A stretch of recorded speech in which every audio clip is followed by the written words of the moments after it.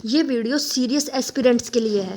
पूरे सिलेबस के सबसे ट्रिकी और रिपीटेड क्वेश्चंस मिक्स करके लाई हूँ। देखते हैं आप कितना प्रिपेयर्ड हो एचटेट के लिए।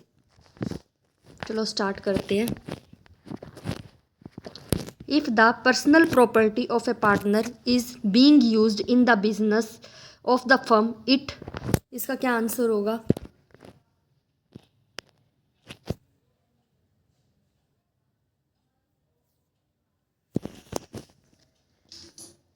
इसका आंसर होगा, आप इसका क्या आंसर देंगे?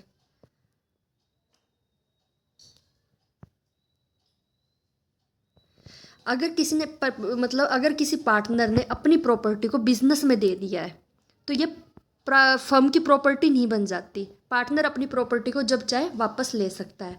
तो इसका आंसर होगा सी। चाहे ये बेशक फर्म की प्रॉपर्टी बन जाए, लेकिन अगर ये पार्टनर की प्रॉपर्टी है तो पार्टनर की प्रॉपर्टी रहेगी। तो इसका आंसर होगा C. Next question, what is the nature of maintenance charges? Maintenance charges की क्या नेचर होती हैं? क्या आंसर दोगे आप इसका? देखो, मेंटेनेंस चार्जेस की जो नेचर होती है वो सेमी वेरिएबल होती है। कौन सी नेचर होती है? सेमी वेरिएबल होती है।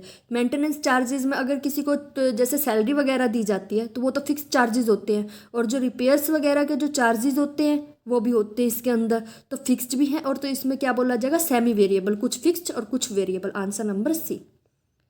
क्वेश्चन नंबर 45, बॉयलर हाउस वाले का क्या आंसर दोगे कि बॉयलर हाउस कोस्टिंग किस चीज़ का एग्जाम्पल है?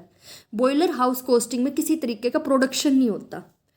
ये किसी तरीके का प्रोडक्शन नहीं होता, इसमें जो स्टीम की सप्लाई की जाती है, तो इसलिए ये क्या है? एक सर्विस है। Answer number B. Next question, what is the cost of redeemable preference share? Preference share की जो कॉस्ट होगी उसको आप क्या कहोगे? क्या कॉस्ट होती है प्रेफरेंस शेयर की, रिडीमेबल की? बहुत इंपॉर्टेंट क्वेश्चन है ये। इसका आंसर होगा सी। कॉस्ट का मतलब होता है वो डिस्काउंट रेट जो फ्यूचर डिविडेंड डिसाइड होगा उसकी डिस्काउंट रेट से, प्लस रिडम्पशन वैल्यू के पीवी को इश्यू प्राइस के इक्वल करके, यानी कि IRR approach.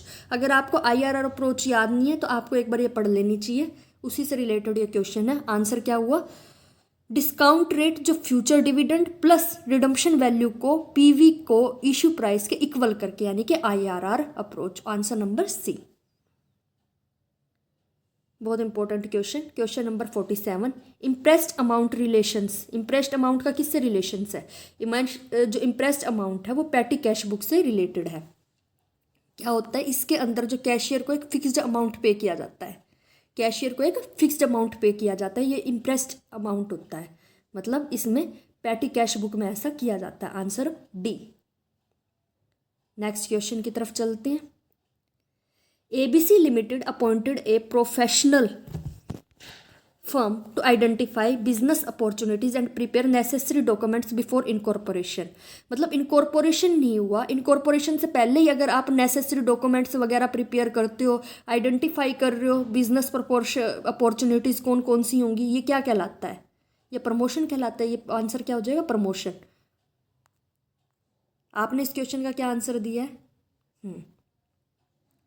Question number 49, if a company enters into a contract beyond the powers mentioned in its object clause, such contract is, object clause में दिया भी नहीं, ऑब्जेक्ट क्लोज से बियॉन्ड जाकर कोई भी कंपनी जो है कॉन्ट्रैक्ट नहीं कर सकती। अगर वो इस तरीके का कॉन्ट्रैक्ट करती है तो अल्ट्रा वायरस और वॉइड होगा।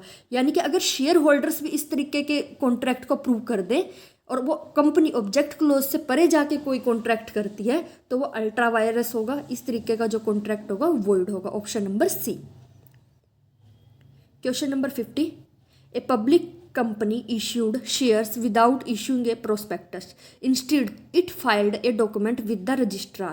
That document is called, मतलब कंपनी ने शेयर्स इशू कर दिए लेकिन प्रोस्पेक्टस इशू नहीं किया। प्रोस्पेक्टस इशू किए बिना शेयर्स इशू कर रही है, लेकिन इससे पहले अगर कंपनी रजिस्ट्रार के पास अभी रजिस्टर्ड नहीं हुई है तो उसके लिए उसको क्या करना पड़ेगा? Statement in लिeu of prospectus. ये प्रोस्पेक्टस वो पहले उसको जारी कर देती है, मतलब कंपनी को रजिस्ट्रार के पास जमा करवाना पड़ता है स्टेटमेंट इन लिeu ऑफ प्रोस्पेक्टस, तब वो शेयर्स इशू कर सकती है। तो अगर रजिस्टर्ड नहीं हुई है तो कौन सा डॉक्यूमेंट उसको फिल करना पड़ेगा, statement in लिeu of prospectus. Share holder का ये क्वेश्चन है। Preference share holders have, preference share holder के बारे में आपको क्या पता है? प्रेफरेंस शेयर होल्डर को जो है डिविडेंड, जब कंपनी का वाउंड अप होता है, कंपनी बंद हो रही होती है या वैसे भी डिविडेंड की प्रायोरिटी होती है, सबसे पहले डिविडेंड प्रेफरेंस शेयर होल्डर को मिलता है। कंपनी अगर बंद हो रही है या कुछ भी स्थिति कंडीशन है तो कैपिटल की रीपेमेंट भी सबसे पहले प्रेफरेंस शेयर होल्डर को होती है, लेकिन किसी भी तरीके का वोटिंग राइट जो है प्रेफरेंस शेयर होल्डर को नहीं होता। Answer number C, most important question. In PQR Limited, the manager assigns tasks and grants authority to subordinates but still remains accountable for the final result। क्या कह रहे हैं कि मैनेजर ने सारी तरीके की अथॉरिटी दे दी है, मैनेजर सारे तरीके की अथॉरिटी दे रहा है, लेकिन लास्ट में अकाउंटेबल मैनेजर ही रहेगा। Authority, question number 52, in PQR Limited, the manager assigns tasks and grants authority to subordinates but still remains accountable for the final result। तो फाइनल रिजल्ट के लिए कौन रिस्पॉन्सिबल रहेगा? मैनेजर। मैनेजर सिर्फ authority दे सकता काम करने की, लेकिन फाइनल रिजल्ट के लिए रिस्पॉन्सिबिलिटी वो नहीं दे सकता। इसको क्या बोल सकते हैं? डेलीगेशन। डेलीगेशन का मीनिंग दे रखा है साफ साफ इस क्वेश्चन के अंदर। Question number 53, a company legally comes into existence on the date of. Company कब एग्जिस्टेंस कंपनी का माना जा सकता है? Option number C, certification of incorporation. जब उसको इनकॉर्पोरेशन का सर्टिफिकेट मिल जाता है तो कंपनी लीगली एग्जिस्टेंस में आ जाती है। Question number 54, if an outsider enters into a contract with a company assuming that internal procedures are properly followed, he is a protected under. मतलब आउटसाइडर के एंटर्स कर गया कॉन्ट्रैक्ट के अंदर और इंटरनल प्रोसीजर पूरी तरीके से फॉलो की गई है, तो किससे प्रोटेक्ट होगा? वो जो सामने वाला बंदा है वो किससे प्रोटेक्ट होगा? Doctrine of indoor management.